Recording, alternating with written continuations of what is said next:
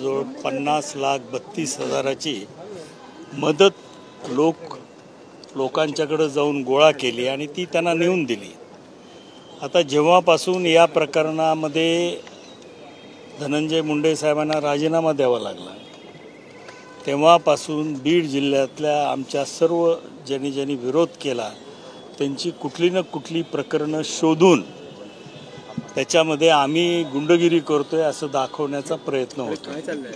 हे सपसेल आता हे जे काही सुशील सोळंके यांचं जे काही मारहाण करतानाचं व्हिडिओ जाहीर झालेला आहे त्याची पार्श्वभूमी अशी आहे की सादोळा या गावच्या सरपंच आहेत आणि त्या ठिकाणी सर्व ग्रामपंचायतचे सदस्य या सुद्धा महिला आहेत। या महिलांचं एक ट्रिप गणपतीपुळेला आणि नानज या ग्रामपंचायतीला भेट देण्यासाठी बस करून त्या ठिकाणी गेले होते। तर विरोधकांनी एका ग्रामपंचायतच्या सदस्याच्या घरी जाऊन तुम्ही तुमच्या बायका गोव्याला का पाठवल्या आणि त्या ठिकाणी तुम्ही अर्धनग्न अवस्थेत नृत्य केलं असा आरोप केला। त्याच्याबद्दलचा FIR सुद्धा श्री अशोक सोळंके ज्याला मारहाण झाली त्याच्यावरती दाखल झालेला आहे। या गोष्टीचा राग घेऊन सुशील सोळंके त्याला जाब विचारायला गेला, त्याबरोबर त्याची पत्नीही होते। तिथं त्यांनी बोलण्याच्या माध्यमातून आरेरावी केली आणि म्हणून त्या ठिकाणी ते मारहाणीचं प्रकरण झालं। त्याच्याबद्दल सुशील सोळंके याच्यावरती गुन्हा त्याच दिवशी नोंद करण्यात आलेला आहे आणि हायकोर्टाच्या माध्यमातून त्याला अंतरिम जामीन मिळालेला आहे म्हणून त्याला काही अटक करण्याचा प्रश्न निर्माण होत नाही। आता तहसीलदारच्या बाबतीमध्ये त्या ठिकाणी त्यावेळेच्या तहसीलदार या शेतकऱ्याच्या ज्या विजेचे कनेक्शन आहेत नदीमधले ते तोडण्यासाठी त्या गावामध्ये गेल्या होत्या। त्या महातपुरी नावाचं गाव आहे आणि त्या गावातल्या सर्व महिला आणि पुरुष हे तहसीलदारांना ते वीज कनेक्शन तोडण्यासाठी विरोध करत होते। त्या ठिकाणी त्या परिसरातील एक गाव म्हणून सर्व म्हणजे जवळजवळ बाहेर गावाहून त्यावेळेला 500 लोक महातपुरी गावात आले। त्या तहसीलदारला तिथं घेराव घातला। त्या तहसीलदारच्या जीवाला धोका निर्माण त्यावेळेसच्या मुंडे मॅडम ह्या होत्या। त्यांनी मला फोन करून सांगितलं की अशा आमच्या तहसीलदाराचा जीव धोक्यात आलेला आहे, तुम्ही स्वतः तिथं जा।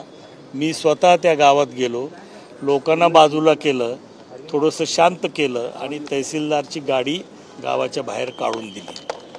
त्यावेळेस लोकांच्या म्हणजे साहजिकच भावना खूप प्रक्षोभक होत्या, कारण की आपल्या पिकाचं पाणी तोडलं जाणार ही भावना शेतकऱ्याला कधी तर ते समजुतीच्या माध्यमातून तहसीलदारने त्या ठिकाणी प्रयत्न करायला पाहिजे होता, परंतु त्या ठिकाणी फोर्सचा वापर तहसीलदारने केला।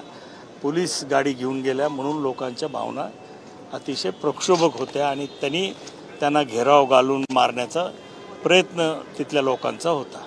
सर तुमचा व्हिडिओ व्हायरल होतो ज्यामध्ये तुम्ही उल्लेख केलेला आहे की माझ्या प्रतिस्पर्धीने जवळपास 25 कोटी रुपये खर्च केला, मी 10 कोटीपर्यंत तो खर्च आटोक्यात ठेवला निवडून आलो।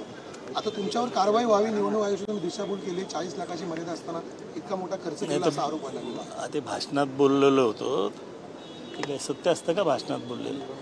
म्हणजे विरोधकांचं कसा एक विनोदातून ते घटना घडली लाईट मुवमेंटमध्ये, किंवा विरोधकांनी एवढे खर्च केले, मी खूप कमी खर्च केला पण निवडून आलो, एवढंच त्याच्या मागची भावना आहे।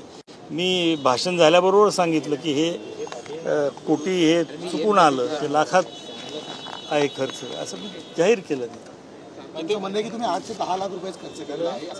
नाही, मी आणि पक्षांनी मिळून मला जे काही मर्यादा घालून देण्यात आलेली होती त्याच्यामध्ये राष्ट्रवादी पक्षाने राष्ट्रवादीच्या उमेदवाराला जी काय मर्यादा असते 40 कितीची आहे 40 लाखाची हा, आहे. 40 23 लाख प्रतिज्ञा 40 लाखाचं पैसे मला पक्षाने पाठवले होते. त्यापैकी 23 लाख रुपये काहीतरी खर्च झाला आणि उरलेला पैसा मी पार्टीला परत करून टाकला, कारण खर्चच झालेला नव्हता. त्याच्यामुळे तो पक्षाला परत केला. पण असं तुम्हाला पार्टीने पैसे वक्तव्य दिलेले का? तुम्ही हे पार्टीने पैसे दिले असं हो, म्हणायचं? ऑफिशियल दिले, ऑफिशियल बाय चेक माझ्या अकाउंटमध्ये दिले. प्रत्येकाला दिले आमच्या पक्षाने. तर तुमचे वैयक्तिक काही खर्च त्याच्यामध्ये तुम्ही असं उल्लेख केलाय की 8 ते 10 कोटी रुपयाचा झाला? नाही असं काही नाही झालेलं. मी प्रतिज्ञापत्रात बरोबर उल्लेख केलेला आहे. 23 लाख रुपये पक्षाने दिलेल्या त्यातून खर्च झाला आणि उर्वरित पैसे मी पक्षाला परत केले. ते चेकनी व्यवहार केलेला आहे, RTGSनी केलेला आहे. त्याच्यात पक्ष कॅश खर्च झालेला नाही. पण आता ते वक्तव्यामुळे तुम्हाला बदल केली जाते, त्यावर तुमचं काय म्हणणं आहे? नाही, ते मी लाईट मूडमध्ये बोलत होतो. ते या इलेक्शनची परिस्थिती कशी आहे ती लोकांना समजून सांगत होतो. त्याच्यामध्ये ते लाईट मूडमेंट केलं आणि नंतर मी म्हणलं की बाबा हे कोटी चुकून आलं माझ्या तोंडात, ते लक्षामध्ये आहे असं तुम्ही म्हटलंय. मला वाटत नाही आकडा चुकल्यामुळे कॉन्ट्रोवर्सी क्रिएट झाली असेल. कॉन्ट्रोवर्सी होणं साहजिक आहे. माझा आकडा चुकला, पण ते मी लगेच मान्य केलं हे झाल्यानंतर. म्हणजे चुकून मी कोटी म्हणलं, ते लाखात आहे. म्हणजे यावेळेस पक्षाने पैसे दिल्यामुळे व्यक्तिगत खर्च झाला नाही असं म्हणायचं? बरोबर आहे ना. संपूर्ण खर्च पक्षाने केला आमच्या, हे सत्य आहे. आणि प्रत्येक कॅन्डिडेटला दिले, मला एकट्याला दिले नाही. प्रत्येक कॅन्डिडेटला पक्षाने त्या मर्यादेपर्यंत पैसे बाय चेक दिले. आम्ही जेवढे लागेल खर्च केले आणि बाकीचे पक्षाला परत दिले प्रामाणिकपणाने. Thank you sir.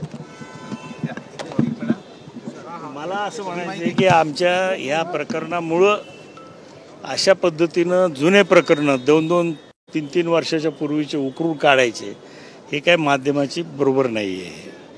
तुम्ही त्याच वेळेस दाखवलं असतं तर काहीच म्हणलं नसतं आम्ही. पण 2 जुने प्रकरणं दाखवायची, हा आका आहे, तो आका आहे, हा गुंडगिरी करतो. पण हे माध्यमांकडून होतं, या भागातले तुमचेच प्रतिस्पर्धी ते सोशल मीडियाच्या माध्यमातून पहिल्यांदा होतंय आणि त्याची दखल हे प्रसार माध्यमं घेत आहेत. हे सोशल मीडियाचं आता वॉर सुरू झालेलं आहे. पण कुठेतरी बीडचं पण राजकारण कारणीभूत आहे याला, कारणीभूत आहे. बरोबर आहे. व्यक्तिगत पण संतोष देशमुखची झालेली हत्या, हिचे पडसाद संपूर्ण राज्यामध्ये पडले. आता एखाद्या थुपडी तिचे पडसाद काही राज्यभर पडतात का? आणि ते असल्या महिलांना काहीतरी अश्लील जाऊन बोलला म्हणून झालं ते प्रकरण. तहसीलदार आता तिला शिव्या दिल्या कारण तिनं फोर्सचा वापर काढला.